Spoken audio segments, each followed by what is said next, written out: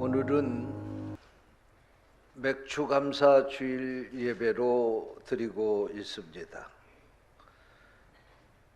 신앙생활을 한 지 오래 안 되신 분이 맥추감사절에 나와서 예배를 드리면서 예수 믿는 사람도 맥주는 마시나 보다, 맥주 주신 것을 감사하면서 예배를 드리니 그렇게 이야기를 했다고 합니다. 그 맥주가 아니고 맥추감사주일입니다. 보리 맥자 추수할 추자.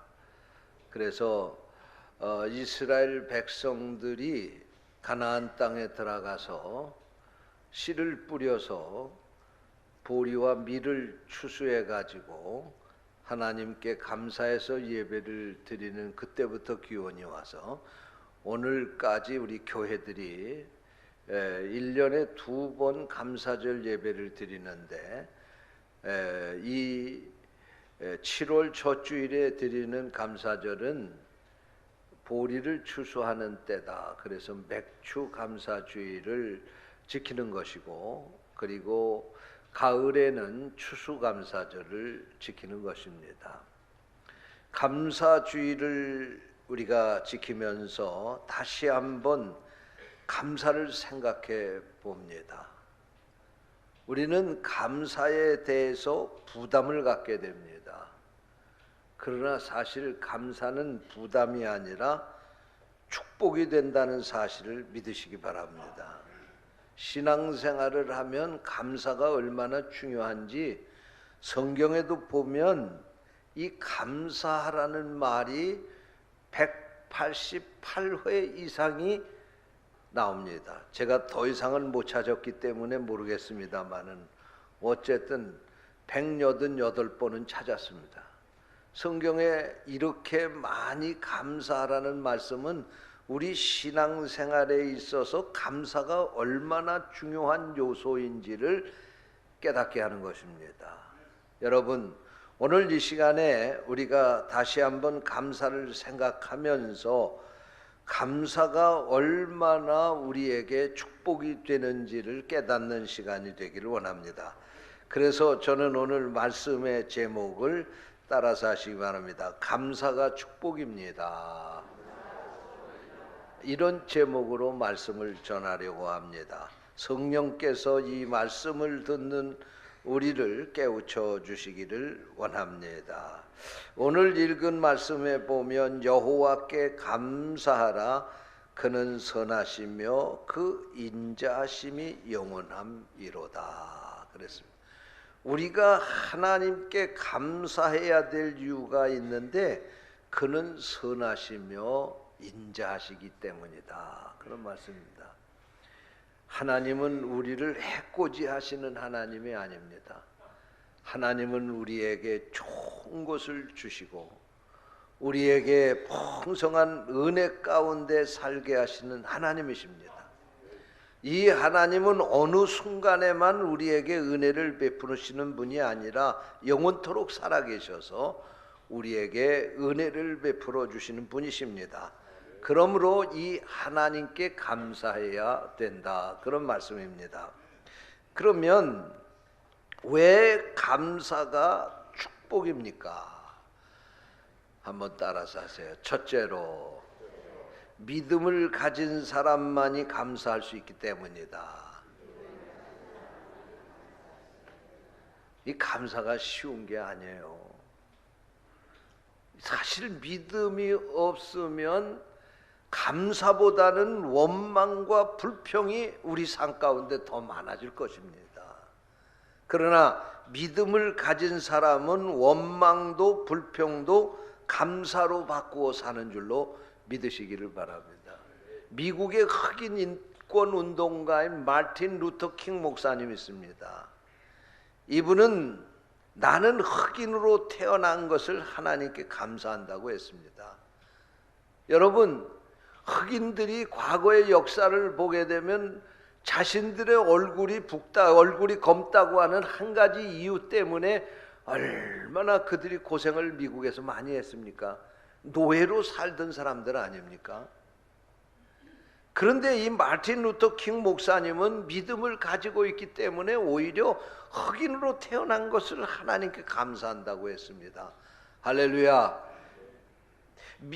영국의 시인인 존 밀턴은 정치계에서 출세가도를 달리던 44세 때 갑자기 눈이 멀고 말았습니다. 이렇게 되면 모든 사람들은 자기의 신세 타령을 하며 원망하고 불평하며 살 수밖에 없고 모든 것을 절망적으로 생각할 수밖에 없습니다마는 그는 이때 하나님께 이렇게 기도했습니다. 주께서 내 육안을 어둡게 하시고 오직 주님만을 볼 수 있도록 신령한 눈을 열어주시니 감사합니다.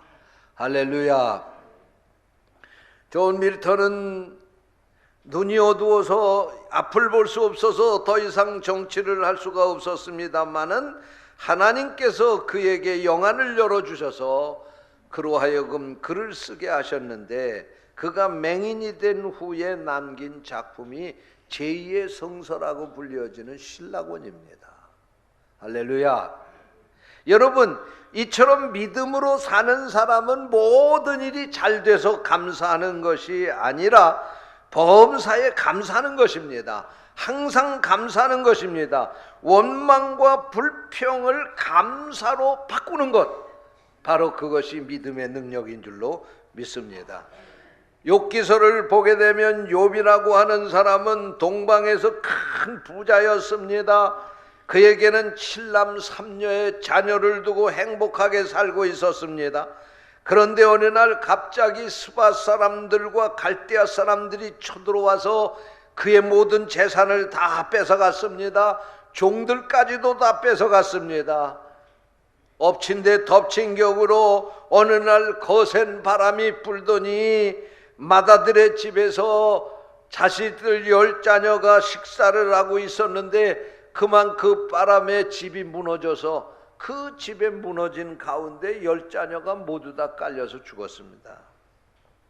여러분, 이러한 불행이 닥치게 될 때 보통 사람들 같으면 아니 내가 하나님을 그렇게 열심으로 믿는데 하나님께서 어떻게 믿지 않는 사람들에게 이런 재앙을 내리셔야지 나같이 하나님 믿고 의지하는 사람에게 재앙을 내리시라고 원망으로 할 수 있겠지만은 욥이 이러한 가운데도 하나님 앞에 이렇게 기도했습니다.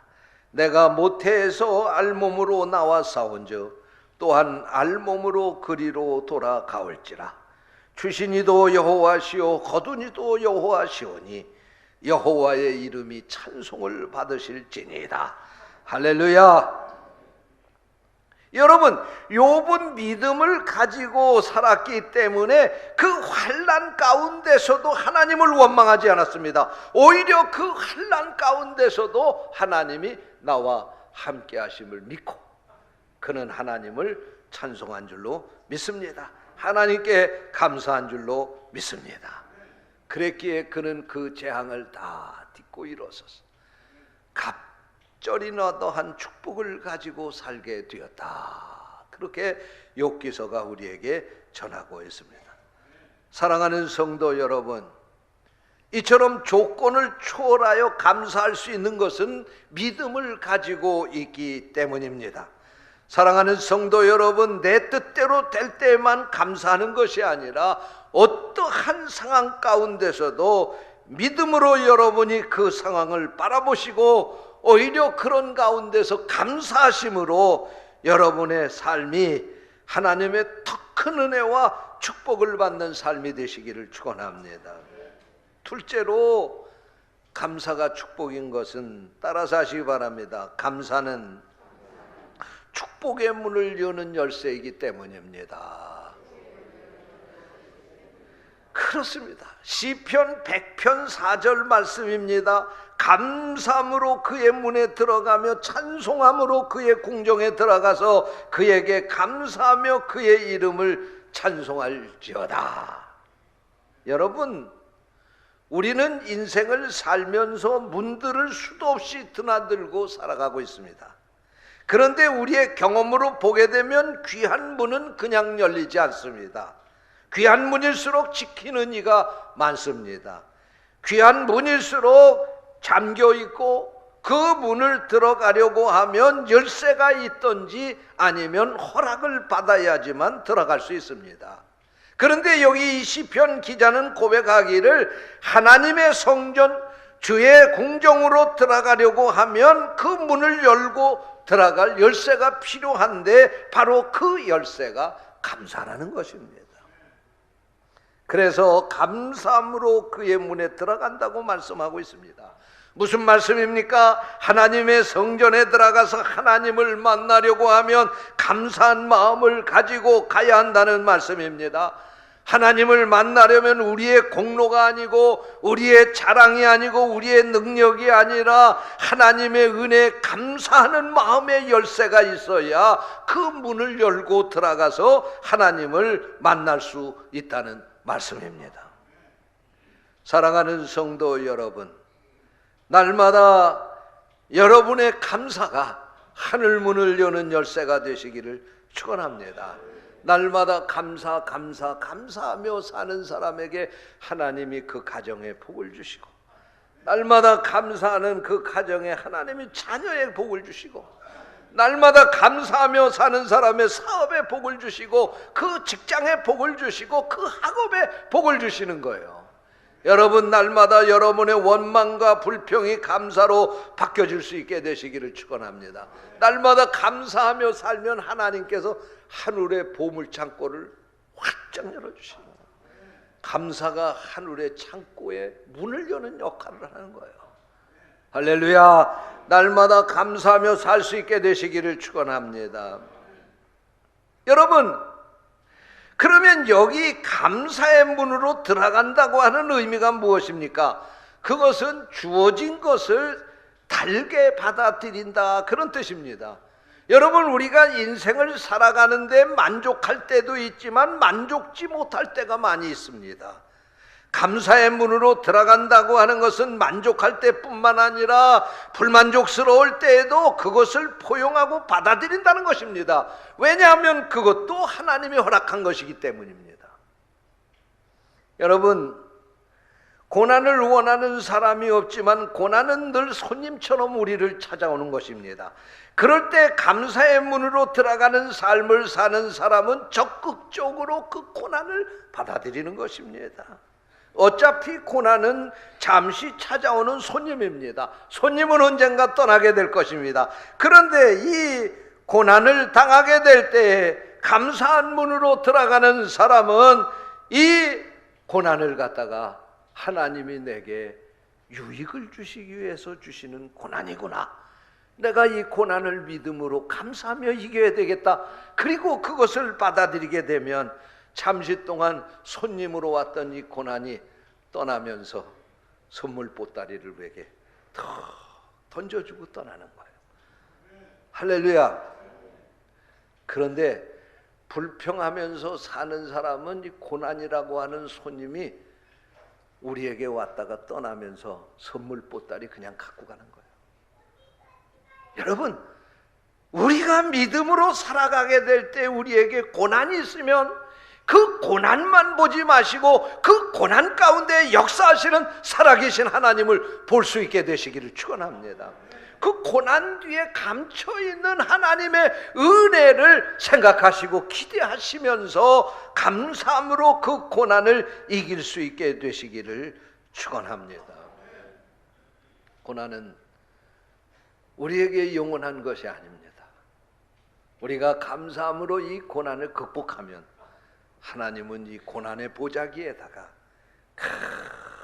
큰 선물을 우리에게 싸서 우리에게 주신다고 하는 사실을 믿으시기 바랍니다. 셋째로, 감사가 왜 축복입니까? 따라서 하시기 바랍니다. 감사는 축복을 담는 그릇이기 때문이다. 그렇습니다. 요한복음 6장에 보면요, 오병이어의 기적 이야기가 나옵니다.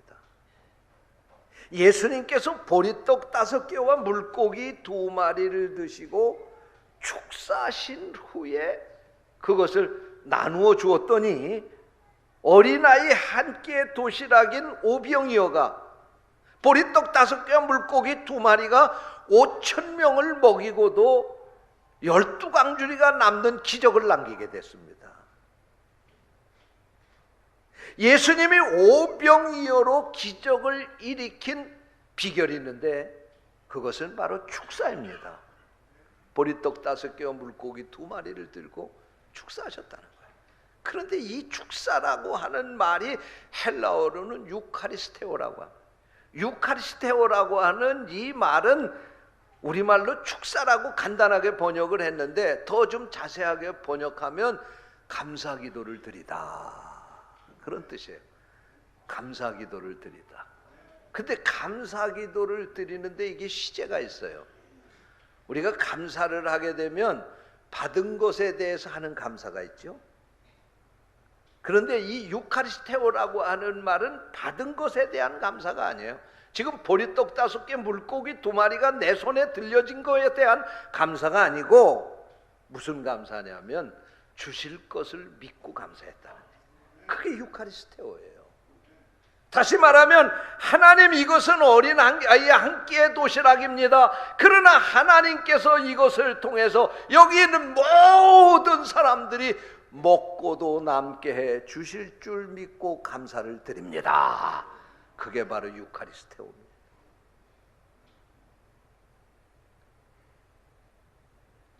감사를 하나님 앞에 드렸더니 기적이 나타난 거예요. 할렐루야. 그러므로 바울 사도는 빌립보서 4장 6절에서 너희가 하나님 앞에 기도하게 될 때 매일 달라고 그렇게 기도하지 말고 따라서 하세요. 감사함으로 하나님께 아뢰라. 할렐루야. 감사함으로 하나님께 아뢰는 기도가 최고라는 거예요. 여러분, 자식을 키우는데 말이에요, 자식이 매달 어머니에게 용돈을 받아가면서 엄마 모자라 왜 요거밖에 안 줘? 더 많이 줘. 그러면 주었던 것도 도로 뺏고 싶은 거예요. 근데 작은 것을 주지만 엄마는 그것을 최선을 다해서 그 자식에게 주는 거야. 그러면 그 자식이 그걸 받으면서 엄마 감사해요, 잘 쓸게요, 엄마 저 키워주셔서 감사해요, 학교 보내주셔서 감사해요, 용돈까지 주셔서 감사해요. 그러면 쓰다가 모자라서 엄마 내가 최선을 다해서 아끼면서 쓰려고 했는데 모자랐어요, 더 좀 주세요. 그러면 어떤 엄마가 그 자식에게 안 주겠어요? 여러분, 하나님도 마찬가지예요. 날마다 하나님께 달라고 기도하지 마시고 하나님 주신 거 감사합니다, 하나님 우리 가정에 모자릅니다, 그렇게 기도하지 마시고 하나님 우리 가족 지켜주신 거 감사합니다, 하나님 우리 가족 건강 주신 거 감사합니다, 일용할 양식 주신 거 감사합니다, 우리 가족 이렇게 오늘도 다 밖에 나가서 열심히 살다가 모이게 해주셔서 감사합니다. 감사하며 기도하시기를 축원합니다. 감사가 바로 축복을 담는 그릇인 것입니다. 여러분, 날마다 여러분이 감사의 그릇이 커질 수 있게 되시기를 축원합니다. 어떤 부인이 차를 몰고 여행을 하다가 그만 휘발유가 떨어지게 됐습니다. 주위에서 주유소를 찾았지만 주유소를 찾을 수가 없어요. 가까운 데는 주유소가 없는 거예요. 그런데 큰일 났어요. 기름은 떨어지게 생긴 거예요. 그런데 마침 그 길가에 호텔이 하나 있어요. 할 수 없다, 오늘 저녁에는 오늘 저녁에 여기서 하루 자고 내일 아침에 가야 되겠다. 그리고 자고 나갈 때 이 호텔 주인에게 얘기를 해서 기름을 좀 달라고 해서 넣고 가야 되겠다, 그렇게 생각하고 그날 저녁 그 호텔에서 묵었습니다. 그리고 아침에 체크아웃을 하고 나오면서 호텔 주인에게 얘기합니다. 여보시오, 내가 어저께 저녁에 차를 몰고 여기까지 왔는데 다음 주유소에까지 갈 만큼 기름의 양이 없어요. 그러니 당신 차에서 기름을 좀 뽑아서 내가 주유소 갈 만큼의 기름만 좀 나에게 주시오. 그랬더니 호텔 주인이 그러시라고. 그래서 차에서 기름 한 통을 뽑아가지고 이 부인에게 줍니다. 이 부인이 그 기름을 들고 자기 차에 있는 주차장으로 가보니까 이게 웬일입니까? 밤사이에 자기의 세워놓았던 그 차가 없어진 거예요. 아무리 찾아도 그 주차장엔 자기 차를 볼 수, 틀림없이 그 자리에 세워놨는데 없는 거예요. 도둑놈이 와서 그 차를 훔쳐가지고 달아난 거예요. 이 부인이 생각했습니다. 내가 기름이 다 떨어질 것 같아서 이 호텔에 들어왔으니까 아마 차를 가지고 훔쳐서 도망가는 도둑놈이라 할지라도 얼마 가다가 틀림없이 차를 세워놓고 도망갈 것이다. 그렇게 생각하고 주변을 찾아보니까 호텔에서 한 30m쯤 떨어진 곳에 아니나 다를까 차를 끌고 가다가 거기서 버리고 도망간 거예요. 그때 이 부인이 하나님께 감사했습니다. 하나님, 어저께 밤에는 내가 기름이 떨어진 걸 하필이면 왜 여기 와서 기름이 떨어졌느냐고 원망하고 불평하고, 아니 어떻게 된 사람 사는 동네에 주유소가 없느냐고 불평하고, 더 이상 갈 수 없다고 불평하고 그랬는데, 생각해 보니까 만약에 기름이 있었으면 도둑놈이 이 차를 끌고 갔을 텐데 기름이 떨어졌으니 끌고 갈 수 없어서 내 차를 잃어버리지 않게 됐습니다. 하나님 감사합니다. 그리고 감사했다는 거예요. 할렐루야. 여러분, 원망을, 불평을 감사로 바꿔서 사시기를 축원합니다. 우리가 살아가게 될 때 우리 삶에도 떨어질 때가 있어요. 건강이 바닥날 때가 있습니다. 우리가 가지고 살던 재물이 바닥날 때가 있습니다. 우리가 가지고 살아야 될 것이 떨어질 때가 있습니다. 여러분, 그럴 때 우리는 원망하고 불평하지 않습니까? 그럴 때 원망하지 말고 불평하지 말고 하나님께 감사하시기 바랍니다. 감사는 축복을 담는 그릇입니다. 감사가 많을수록 축복이 큰 겁니다. 여러분, 날마다 여러분의 삶 속에 감사가 넘치기를 주님의 이름으로 축원합니다. 기도하겠습니다. 하나님 감사합니다. 감사가 축복이라는 사실을 깨닫게 해주시니 감사합니다. 날마다 원망하고 불평할 수밖에 없는 순간에도 감사하며 살 수 있도록 저희들에게 믿음의 믿음을 더하여 주옵소서. 주님의 이름으로 간절히 기도하옵나이다. 아멘.